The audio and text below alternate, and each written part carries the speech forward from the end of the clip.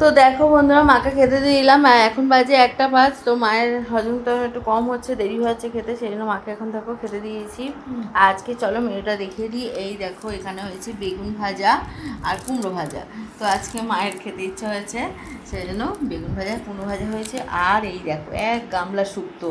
তো এই গরম পড়েছে, তো এরকম উচ্ছে দিয়ে বড়ি দিয়ে শুক্তো খেতে কিন্তু দারুণ মজা লাগছে বন্ধুরা।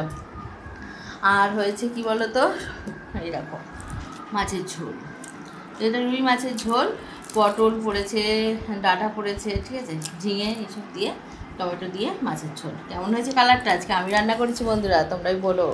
খাওয়াতে তো পারছি না, দেখেই বলো।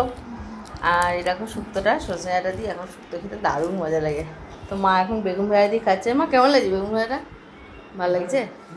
একদম গরম গরম ভাত নামিয়ে এনে মাকে খেতে দিয়েছি। ভালো লাগছে না গরম ভাতে?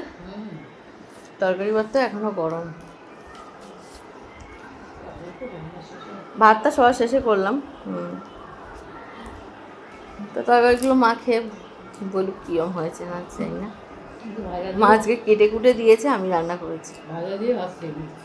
এই অল্প খাওয়া, শুক্তো দিয়ে খাবে না? 1 গামলা শুক্তো হয়েছে। তো আমার এখনও চান হয়নি বন্ধুরা, সেই না ক্যামেরার সামনে আসলাম না।